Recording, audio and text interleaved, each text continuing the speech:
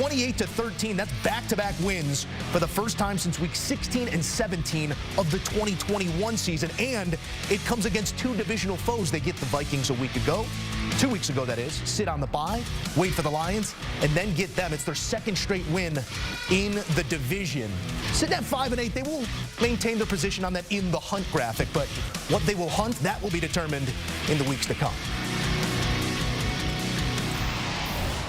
Ryan, some questions to be asked here on both sides. Let's go with the Lions because they find themselves closer to the playoff conversation.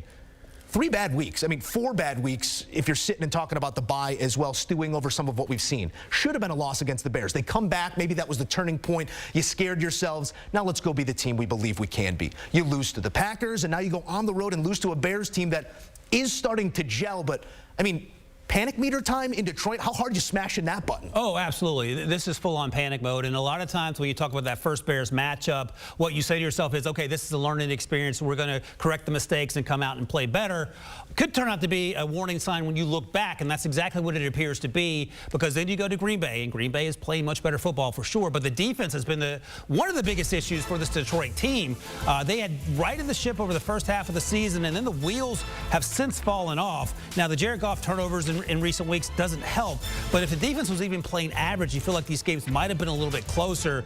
It doesn't really matter where you end up pointing the finger, Joe, because this is not sustainable football as you get into January, and that has to be the real concern. I think the good news is that you have Dan Campbell, who is one of the best coaches in the NFL, and they can hopefully figure this thing out. But as I like to say, usually when talking about my Steelers, hope ain't a plan. So you have to be able to do more than that. Jared Goff has to be better with the football, and the defense has to play better, just like it did over the first half of the season, not like it played last year when it looked like Aaron Glenn, the defensive coordinator, was ready to call it quits because there was so much bad football. Coaching from the front, playing from the front, it's a whole different conversation than trying to work through some of the adversity we've seen with Detroit as of late. They have not passed those tests with flying colors, as they will look to bounce back in the weeks to come here. Let's talk about the Bears, because I think they've earned a word or two. Starting to gel, specifically on that defensive side. You always get the wry smile when I start talking about my team. I love it.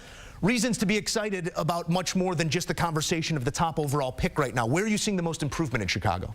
Well, we got to start with Justin Fields, right? I think that's a fair starting point. He is, let's see here. They started 0-4, as you well know. They are 5-4 in their last 9 games. That is something you can build on, whether you're moving forward with Matt Eberflus or whether you're going to go in another direction. But you have those 2 first-round picks. You have the first overall pick locked up, it appears, because the Carolina Panthers have played so poorly this year. And then the question becomes, what are you doing with Justin Fields? And he continues week in and week out, Joe, to show us that he probably deserves another chance. I think we've convinced ourselves that Kyler Murray is probably going to be the answer in Arizona going forward, coming back from ACL injury. And I feel the same way about what Justin Fields offers.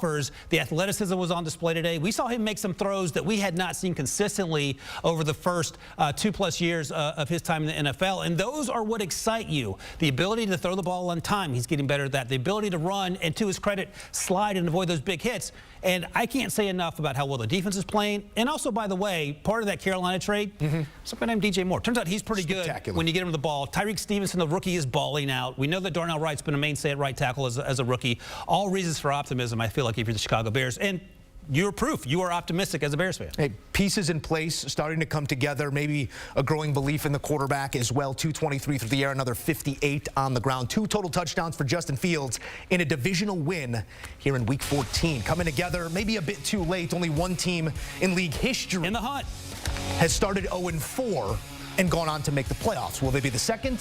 I don't know. They got a chance. 5-4 over their last 9.